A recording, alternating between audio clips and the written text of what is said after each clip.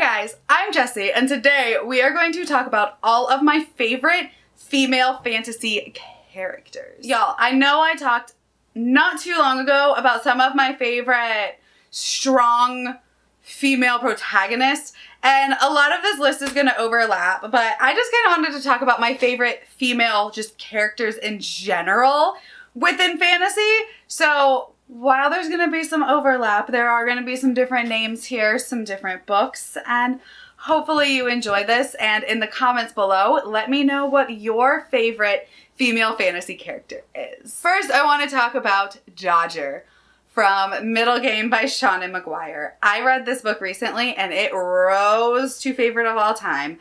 I absolutely loved the journey of this book, and Dodger was a fantastic character. I loved her so much. I loved her dynamic with Roger. I absolutely just loved how intelligent she was.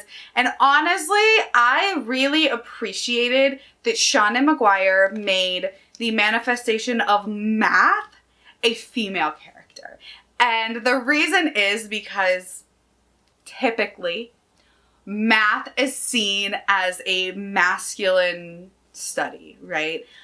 We're definitely getting away from that, but like STEM in general, math, science, things have always been deemed more masculine. They are male-dominated industries even today. My sister-in-law is an engineer, and it's a male-dominated industry. But I love that we made the manifestation of math a female and the manifestation of language a male, because it just seems very flip-flop to me, and I absolutely love that. I just feel like it was like this like little subversion that she had to throw in there. But in this book itself, we are following Roger and Dodger, who are twins that have been separated at birth. They do not know that they were created, not born.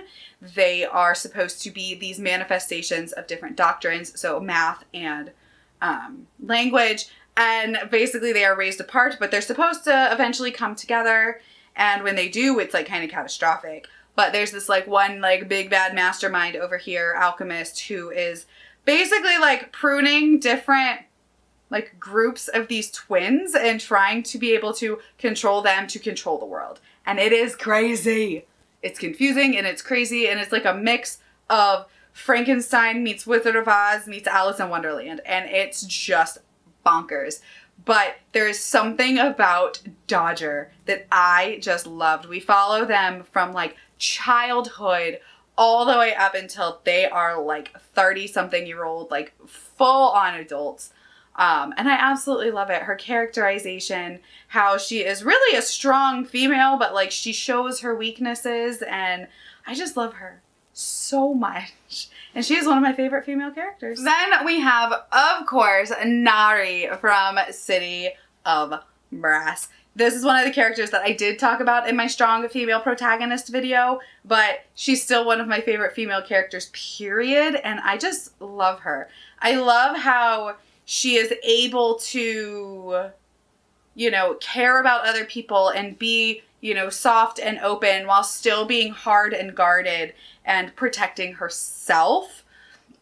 She cares about her people and about other people, and she doesn't let societal expectations, you know, dominate who she is, especially in Devabad, where she ends up, you know, going and learning about who she is and why she magically summoned this random djinn that she didn't know she could do, and speaking this language that she didn't know was real. And it's such a good book. And I actually just finished reading, I think it's called A River of Silver, and it is the short stories that S.A. Chakraborty has recently released, or it is being released. I read it on NetGalley, and we get to actually see just a little bit more of Nari after the end of Empire of Gold, and it just made me love her even more.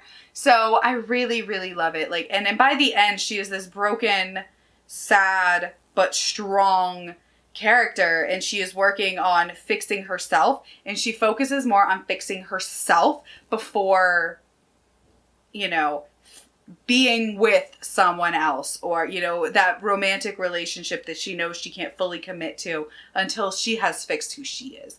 And I really like that aspect of the story, because it's not like love fixes all. It's like, no, I love someone, but I'm going to have to fix myself and love myself before I can fully love someone else. And I love that. And it makes her one of my favorite characters. Then we've got January from 10,000 Doors of January. I don't talk about this book very much, but I really, really enjoyed it. This is like a standalone fantasy kind of historical where we follow this girl and, you know, her kind of treks to find out who she is, who her parents are, because her dad goes missing and she knows nothing of her mother, and she really doesn't know, you know, the truth about her dad.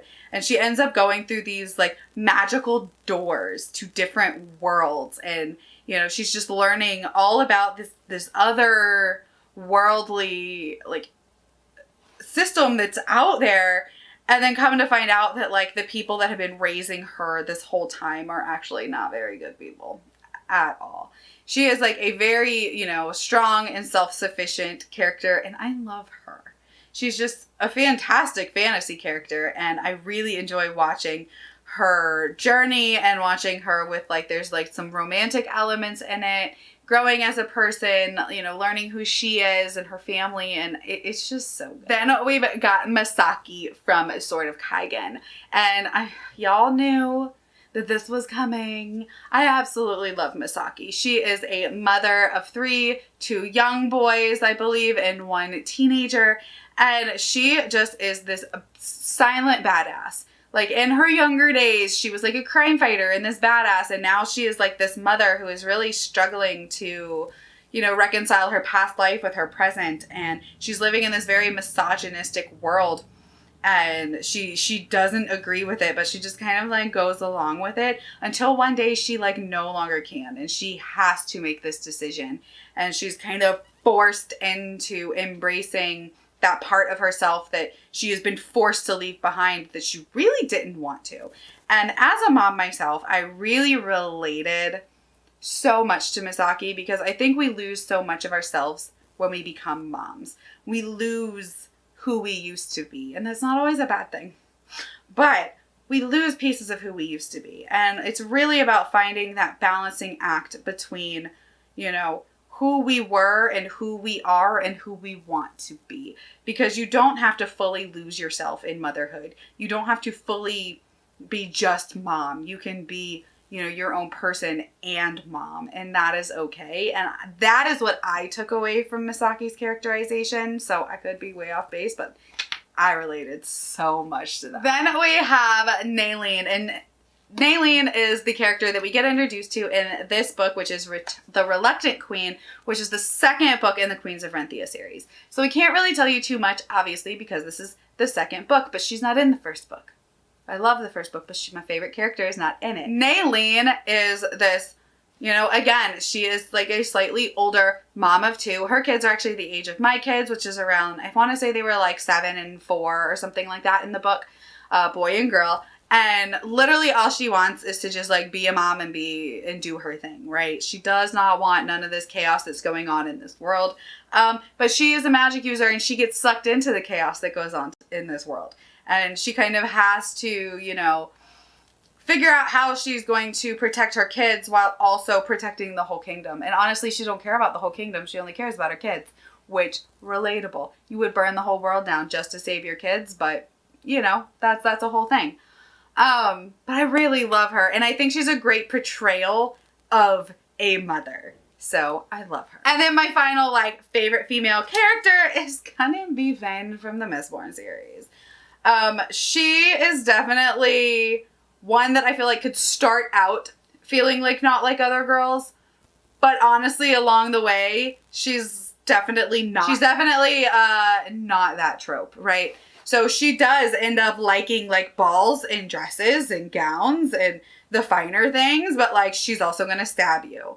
And I don't ever get the not like other girls feeling from Ven. She's just not like anybody. She is a Mistborn, and she is going to kick yo ass, and she's angry, and I love her so much. I just think she's a really fun character. I think she has a lot of character growth throughout the series, and I really love seeing that. I love the romance in this book. I think her and her romantic counterpart are just the cutest, and I love them so much. They're probably my favorite romance in the Cosmere.